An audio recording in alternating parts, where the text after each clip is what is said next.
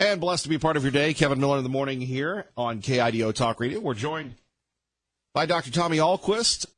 Dr. Ahlquist, thank you for joining us. Oh, Kevin, it's great to be back. So for people that haven't followed you on KIDO Talk Radio and some of our Town Square sister stations, you're a developer, you're a doctor, and you're running for governor. What's the one of the three things that doesn't really fit?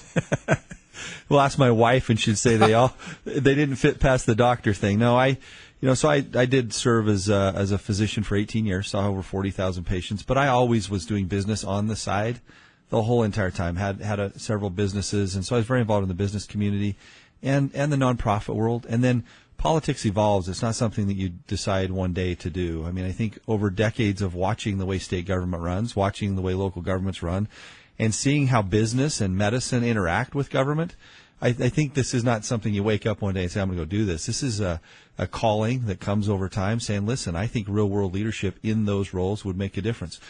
I've been around this state a lot now over this last year, and we have incredible people, companies, people that work their tails off every day. And I just say that this election's about the future, and we need a governor and a government that works as hard as we do and gets out of the way when it should, and when it serves us with the same degree of excellence and integrity that we expect out of ourselves. And that's why I'm doing this. What about for you sacrificing time at the hospital, time developing, time with the family? Politics is such a different world. Maury Taylor one time when he was running for president said, look, I'm president of Titan Steel. I'm going to go back to the real world. You've come from the real world to the land of politics.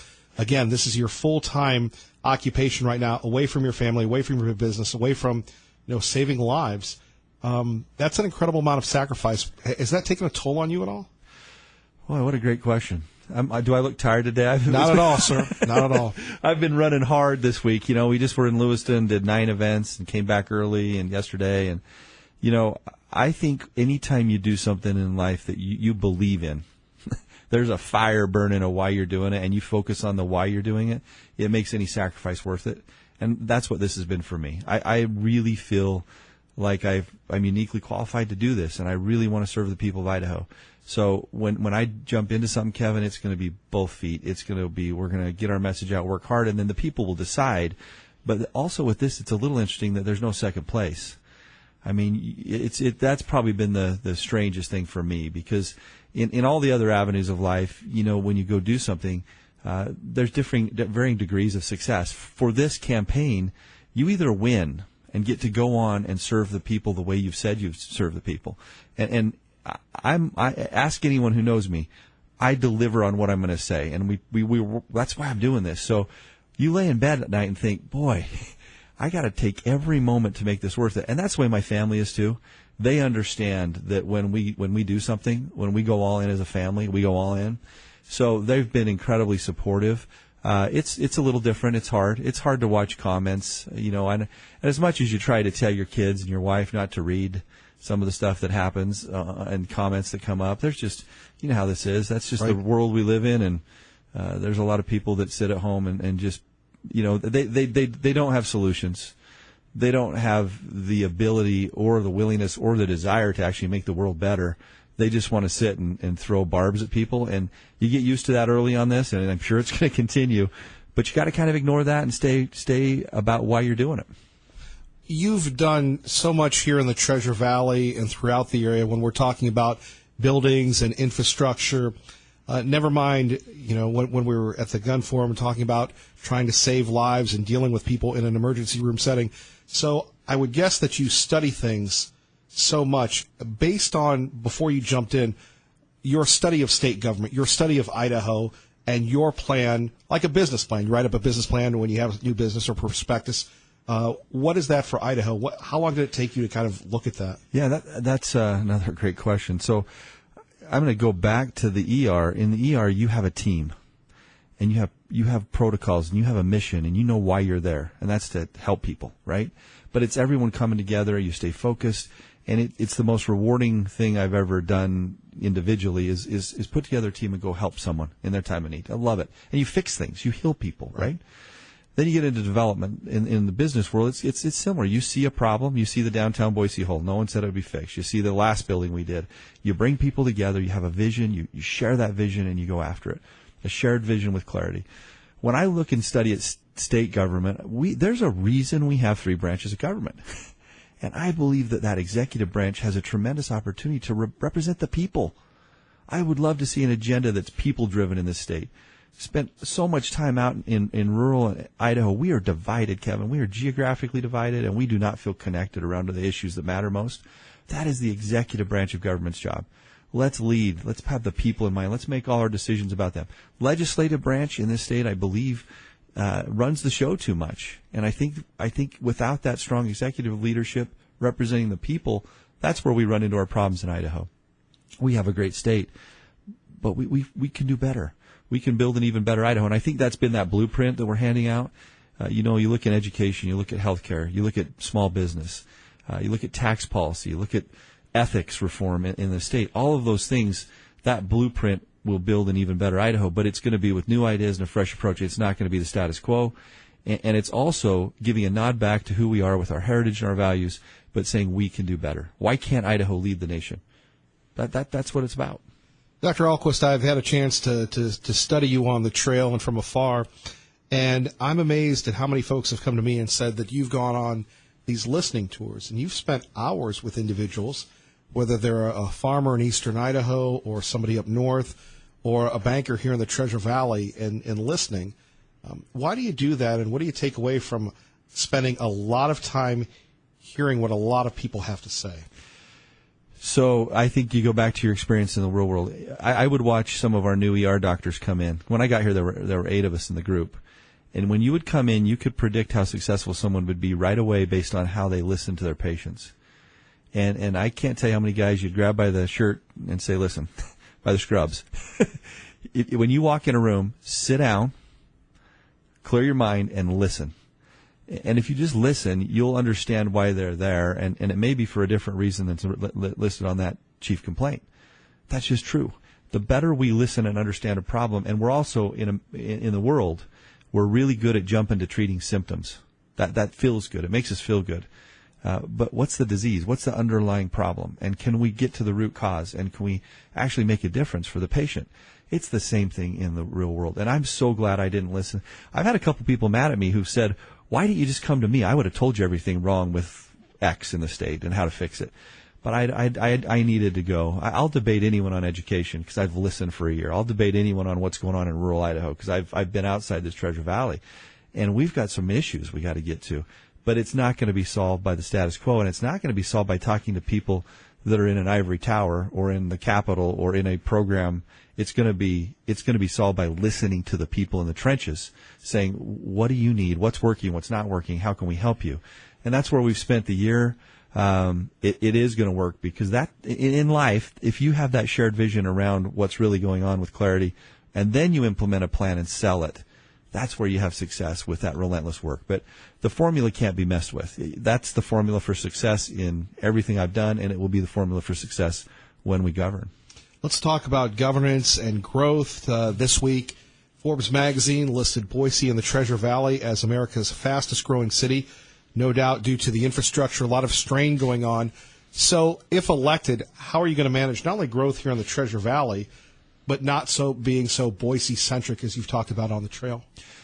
Yeah, it's an interesting dichotomy here. On one level, and we're experiencing it with my company, right? With all the cranes and stuff we have going on, we're doing just fine. And our complaint here is what's going on with infrastructure. How can we serve this tremendous boom in growth?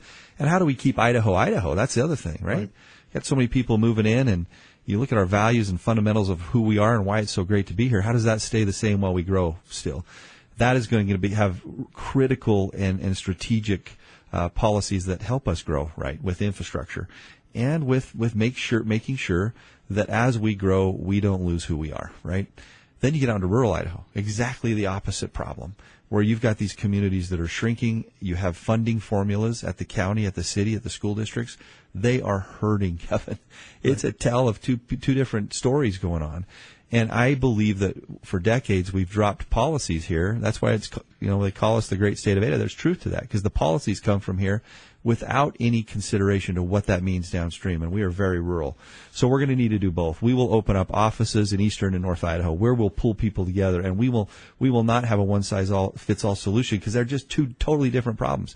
In rural Idaho, what we need to do is we need to tap into those values and that heritage that's there, and actually create think of a fiber internet to where these people can access these jobs remotely, so they can be trained remotely, so that we can get modern education into these rural communities. We're working on a project right now that would do that, where you'd actually retrain people in their homes to be able to work in rural Idaho. Ideas like that need to happen. We need more telemedicine. We need more schools that can tap into each other with online education.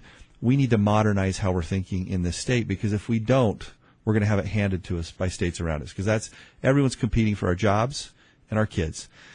Now, with that said, we've got a lot of growth going on here. I hope we can manage that well. We're not terribly strategic, and you know that. Right.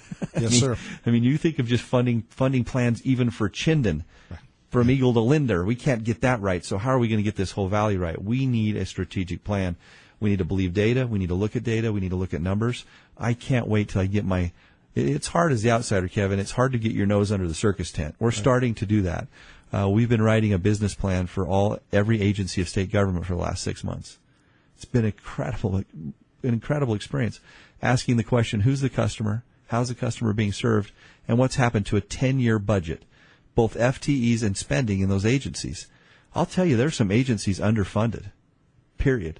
And there's some agencies where there is a lot of fat there, a lot of money that we cannot afford to not invest appropriately into infrastructure, into education, the things that matter. More with Dr. Alquist next. Kevin Miller on KIDO Talk Radio. Blessed to be a part of your day. Kevin Miller in the morning on KIDO Talk Radio. We're joined by Dr. Tommy Alquist. Dr. Alquist, let's talk about how we compare regionally with our fellow western states, Washington, Oregon, Montana, Utah. Many people say it's easier to do business in those states than here in Idaho. Your plan to make us competitive. We've had Dave Petzo for years talk about how the business taxes are not very small business or big business friendly here in Idaho. You're a businessman. Your thoughts? There's a lot of work to be done. In fact, I think one of the mistakes we've made is with our TRI, or tax reimbursement incentives that we have. We've leaped over existing companies. We ought to stay laser focused as a state government on how do we take care of our existing companies, create the absolute best tax environment, the best regulatory environment, and the best education environment. Because there's two ways education affect our growth. One, when companies want to come here, or as companies grow, are there enough well-qualified kids to be employed? But the second thing they ask is when you have a company that is growing and they're recruiting from out of state, some of these higher degreed and higher paying jobs, they'll say, how are your schools? All this, it's not one answer to this. It's creating the environment where these things, where businesses grow, and we just haven't done that. I always refer back to a study that we ordered through Idaho 2020 3 years ago, where we had the Stanford University Hoover Institute come out and do an exhaustive study of our tax policy and our investment strategy in Idaho as we compare to the states around us. And the summary was, listen, you don't have strategy, you don't have vision. You kind of just are fumbling along. Now, the economy's going great, but the economy's going great almost in spite of bad tax policy and kind of not paying attention to the ball here. We can do so much better, and we will do so much better when we focus on small businesses. We have a multi-year strategy and plan. We have a legislative agenda every year that helps small businesses and families. And when the people of Idaho feel like there is one plan and vision for the state that includes them, right now they don't. You get outside the Treasure Valley and there's just too much distraction and regionalization. We're going to have one plan that people know what it is. It will be well known from the executive branch of government where we're heading, why we're going there, and how we're going to get there. Recently at the Idaho Second Amendment Alliance Forum, you talked about, you said people need a governor who is actively engaged. Could you expand on that, sir? Well, gosh, if you're going to do this, man, work your tail off. Get involved. Spend your time every day with the people, understanding what their issues are, understanding how to serve them, understanding what really needs to be done, and work as hard as them. That's all I'm saying. Kevin, I know how hard people work. especially small business owners in this state. I know how hard it is to pay taxes and run a business and deal with all the regulation that are coming your way, no matter what sector of the market you're in. Wouldn't it be nice if you felt like, hey, up the street, they're doing that for me too? And that, I hope, will be the legacy of our service, is that we will listen to you, we will listen, and then we will work our tail off for you so that you know that we're working for you as the people. And I think if you don't do that, that's why I'm for term limits. I think if you're there too long, you just stop paying as much attention to the budgets and the processes and the policies that affect people. And after 8 years, it'll be too long for me too. And someone else will have to come in and say, hey, how have you been doing? Let me see what you've been doing, buddy. Right. And that's what this country was supposed to be, not with career politicians making these decisions. Dr. Ahlquist, Lou Dobbs, who has some great Idaho ties, always talks about education, public education being the great liberator of the masses. You yourself are a product of education, allowing you to achieve great levels in our society today. We take a look at education, from public education to community colleges. We look at what happened in the South when Mercedes and all these folks came into the southern states. They immediately strengthened the community colleges to get those educated workers that you have alluded to. So to go to the next level, the blueprint for Idaho education, which, again, has been a mystery for many, many years here. So we should be and will be judged as a state and as a society about how we figure this problem out. Because if we get this problem right, if we can figure out how to lead the nation in education in Idaho, you watch everything else follow. We've got some fundamental structural issues with the way we actually even oversee K-12 education in Idaho. We've got to fix that. We don't have clarity on goals. Like, what are we achieving? When you go visit all these schools, Kevin, they all say the same thing. Right. Please get out of our way and let us teach our kids. We had No Student Left Behind, then we had Common Core, then we have the latest thing.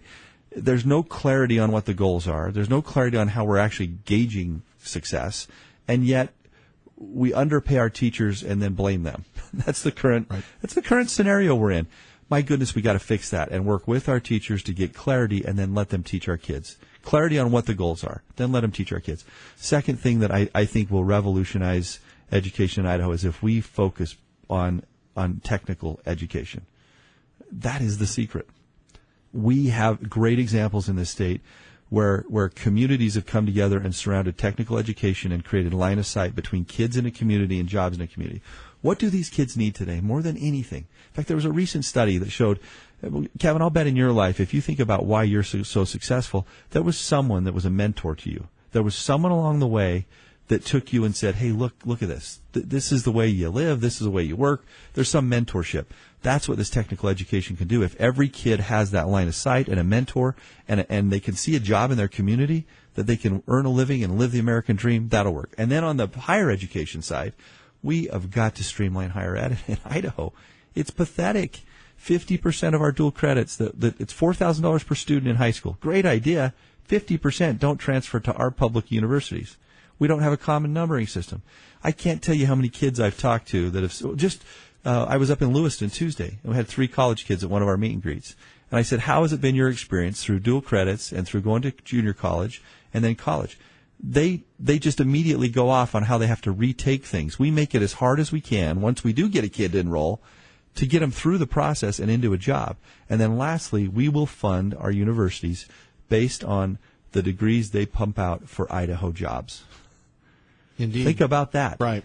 Then instead of having these enrollments going down and a disconnect with the state, you'll have what you have at Arizona State, 80,000 students, and their enrollment's going like this. Why? 15 years ago, they decided, let's connect every degree we have that we're paying for to companies in Idaho. Let's serve Idaho with our public universities. That will completely change the paradigm, and you'll watch kids stay here. You'll watch companies get strong, and that will be the legacy if we fix this. Is, hey, education first is the foundation. Small business is where everything rests, and then let government get out of the way. In addition, Dr. Ahlquist, of course, we've got and many people in the Treasure Valley may not be aware of this or can't believe that it's happening, that kids aren't graduating high school. I'm sure you've seen that on the road and how that is a crisis. We have the Albertsons Foundation that, again, has the ads with Don't Fail Idaho and everything else. So getting kids to stay in school in the the farm districts and like the value of education and going on to a tech or to a college career. That'll be the answer. We rank 43rd. And here's the frustrating thing: you go to these businesses. I'll give you one from last week, just because it happens all the time. I was at Jerome Cheese last week. There's a big company right there in the Magic Valley, and said to them, "What do you need? We need kids ready to work, technical jobs, ready to come in and work, high-paying jobs, good wages. We can't find enough." And then you look in that area, that connection or line of sight doesn't exist. Think if there was mentorship there was a line to get there, and you could connect those kids to those jobs.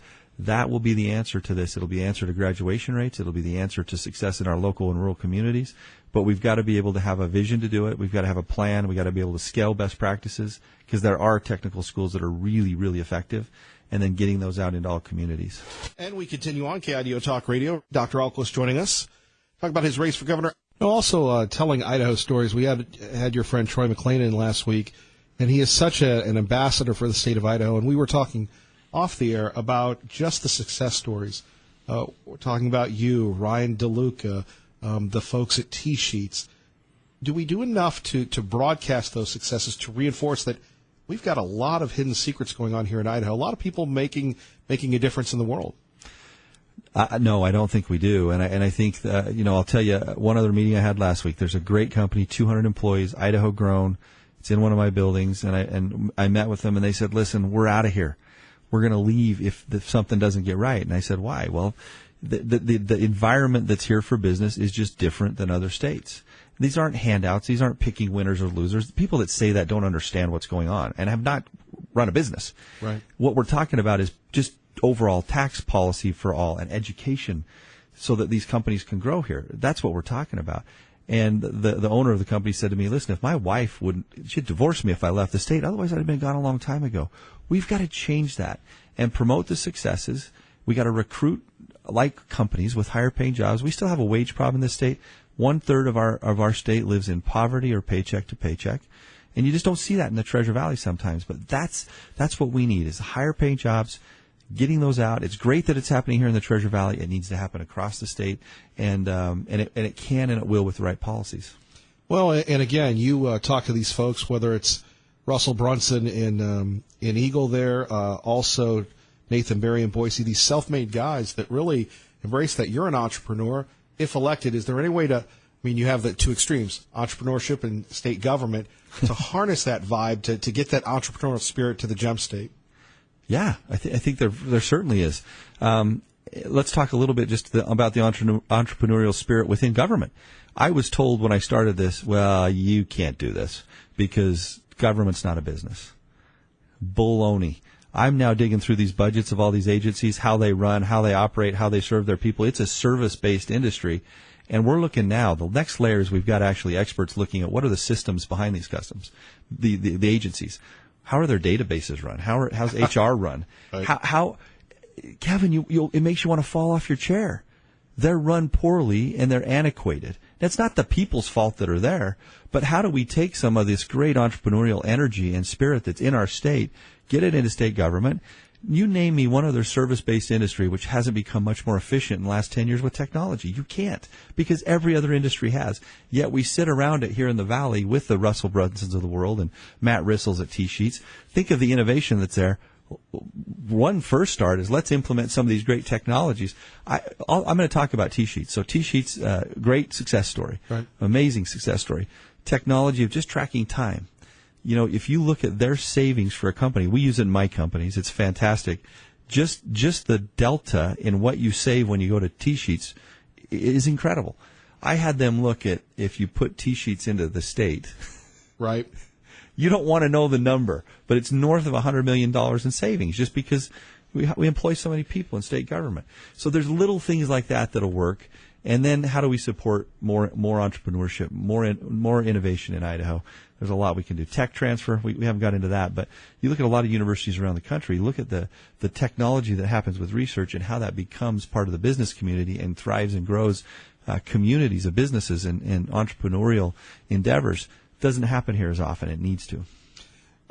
When we take a look at employment and education, we've covered it, but ethics in government.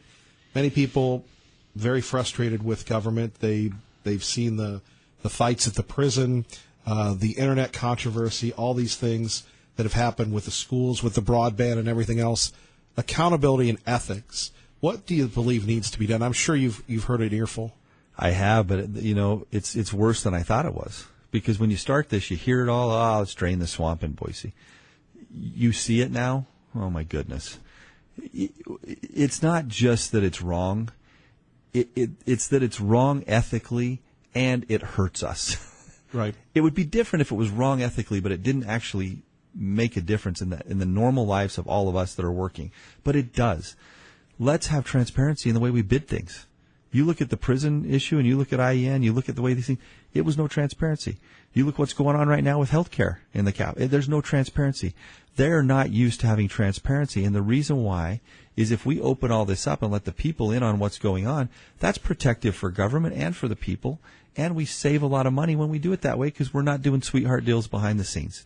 And we've got to stop it. No matter how you look at it, we're one of the least transparent states in the country. We don't have any financial disclosures required. The committee met on that and proposed that this year. I do not know why, as an elected official, you wouldn't want to voluntarily disclose, just like when you're on a board for a business, here are my potential conflicts in case there's a vote, in case there's a donation, in case there's something that gets fuzzy. That, to me, protects the politician and protects the people by having a disclosure. And all we're asking is, hey, just disclose where you have business ties and where your money comes from so that if something comes up. And the fact that it was shot down so quickly, we ought to be embarrassed by that. We need transparency. We need a dose of real-world ethics in politics in Idaho. And just because we're Idaho and we're, I don't know where this idea comes from that we're Idaho. We don't need that. Because that was the argument. We're above this? You're above ethics? Give me a break. Let's be transparent. Let's be open, and let's bid these things out hard so that everyone can see what's going on. The more transparency we are, the better it'll be for our people, and the better it'll be for government. A couple more questions here. We've got about 4 minutes left. The advantage of electing you as opposed to a politician? Boy, I think, the answer is different now than it was before. Mm-hmm. I think real-world experience just matters, Kevin. In fact, I'm up against these guys a lot, and they'll stand up and say, this guy doesn't have a record. You can't trust this guy. This guy's, and I'm thinking, is that really how far we've come in politics?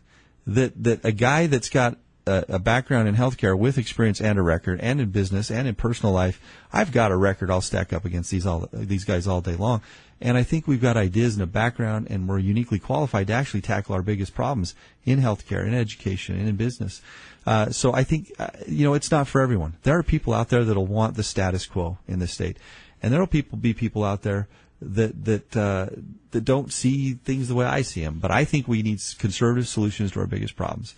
And I think we need to work hard. I think we need to get in. And I think that if we have these conservative solutions and a platform that really resonates with what Idaho's about, sure, we're going to be successful. How would you respond to people on the trail that say, well, we don't know if we can trust? You just alluded to that. Your critics that say, well, we don't know about Tommy. They say that about everybody, but that hurts. You take pride in your accomplishments. You take pride in your conservatism. So what would you say to them? So first of all, as an outsider, I get it a little bit. I understand it because when someone's coming in and saying, I want to be the governor of the state, that's a big ask. So I should be vetted. I should be looked at. So that's part of it. But also, we're in a race, right? Right. These guys want this bad. I want it bad. And so if they're looking at a guy that's an outsider, what else are they going to say, right? So part of this is politics. Part of it is part of the process. I should be vetted. People should look at my past. I welcome them to look at my record in my family, in my businesses, in my nonprofit work, in my church work. Look at everything I've done and then make a choice. That's what's beautiful about this is 10 weeks from now, almost exactly, the voters of Idaho, the people that I've been spending time with, they get to make this choice. Right. It won't be the pundits. It won't be some of these political career people. It's going to be the voters of Idaho, and I think we're going to do really well because there's enthusiasm out there, and they're ready for something new. Finally, as a note of inspiration, you're a self-made guy. Did you ever think you'd be running for the governorship of Idaho many, many years ago when you were getting rebounds under the hoop in college? I actually have never told this story until you just asked me this. When I was in high school, I won a competition to go to a Freedom Foundation meeting back east, and we did a tour of everything back east, and it was so moving for me to see what our leaders had done for our country. And I remember standing there thinking, boy, public service, that's amazing. When I got all my merit badges, I was able to go meet with the governor of Utah and sit in his office and look and think, boy. But Kevin, I come from a small little farm in West Valley City, Utah, Hunter, Utah. I never thought that I'd have a chance to do this. I've been blessed throughout my life. It is the biggest honor of my life to be considered to take this responsibility upon you, this mantle to serve the people of Idaho. And it's just humbling, and I never thought I'd have a chance, but I sure hope I get a chance to serve the people of Idaho. Dr. Ahlquist, we appreciate you. Thank you. Thank you, Kevin. You're listening to Kevin Miller on KIDO Talk Radio. And blessed to be a part of your day. Kevin Miller in the morning here. Coming up, big guest coming up at the 7 o'clock hour. We're going to talk to a gentleman who trains folks to protect themselves. That's right, when it comes to teachers, when it comes to students, when it comes to all sorts of folks. We're going to talk to a firearms instructor who is doing his very best to make sure that folks here in the Treasure Valley are safe. And speaking of safe, there's an issue going on, I guess, at Caldwell High School. And at Caldwell High School, they're banning backpacks. Have you heard about this? So we'll talk a little bit about that. And we wish everybody in the Caldwell School District, Canyon County School District, certainly blessings and safety. By the way, we'll be at Columbia High School coming up Thursday, thanks to Cap-Ed Credit Union and Team Mazda Subaru. We're really looking forward to being back, promoting our schools, and securing our future. Do want to thank Columbia for jumping on the bandwagon as they do each and every year. And big ups to Cap-Ed and Team Mazda Subaru. So one school district looking at banning backpacks just based on a few incidents that they had last week, according to some threats and stuff. So do you get rid of backpacks? And apparently now the kids are going to be able to use lockers and those sorts of things. And we'll get that, and we'll take your calls at 580-5436, 580-KIDO. But I'd really like to get your opinion on what you thought of our interview with Dr. Ahlquist. Certainly the race for the governorship heats up. Steve Pankey will be joining us, perennial candidate. He ran the last time. He's running again. He'll join us this week. But back to your thoughts about Dr. Ahlquist, Congressman Labrador, and Lieutenant Governor Brad Little. Who has your vote? We see the ads heating up, the rhetoric heating up, and we devoted a couple segments this morning to our interview with Dr. Ahlquist. We'll have the other folks on. And again, somebody asked me, I believe it was Steve, Facebooked me and said, hey, Kevin Miller, who are you impressed with? Who are you supporting? Well, we're supporting the people that listen to the Kevin Miller program. Now, in the past, we've supported candidates, and that has been great for the candidates. And anybody that runs for office, we're going to give them the attention that they deserve. On the other hand, we're not going to, tilt the field, if you will, because our constituency is building this audience, is you. So, again, first thought, Dr. Ahlquist, are you down with him as your next governor based on what you heard, our extensive interview with him? Or is someone else, getting your vote? That's number one. Number two, the issue of school safety. And here you have Caldwell High School saying, look, no more backpacks. We're a little concerned about threats. So, kids, you can bring your stuff into lockers. You don't have to use your lockers. But no more backpacks. To me, that seems kind of extreme. And but again, as we've said, better safe than sorry, number one. Now, we haven't been to Caldwell High School in about 5 or 6 years, I believe. And, when we were there, it was a great time, great school. The superintendent, Dr. French, outstanding, really welcomed us to Syringa Middle School in Caldwell. Really haven't heard back from them as far as this spring, but that's fine. But you have to wonder what type of threats are going on. And here's the deal, and I'm sure you agree. When it comes to a threat against yourself, your family, your loved one, anyone, it's so much better and preferred to overreact in the world we live in today than underreact, right? You go back to what happened in California. You had the lady living next door to the Islamic radicals, the fanatical Muslims that have a perverted form of religion, that have hijacked a religion. And the lady was afraid because she didn't want to be called an Islamophobe. She was afraid because she didn't want to be called a racist or a bigot. And that tragedy could have been averted. So props to the people in Caldwell. Props to the people throughout every school district to make sure that kids are safe. And by the way, we're going to talk to a man that trains teachers locally and could train you on how to protect yourself. You know, it'd be easy if we could all just be like Dirty Harry, Clint Eastwood or Chuck Norris or whomever else. The reason why I'm saying these guys in the 80s is that's when men were men and didn't worry about hair gel or any of that nature, right? But again, it would be nice if we could just watch a movie and then we would be good to go. But there is a lot of training that needs to happen with weapons and firearms, and that's so important.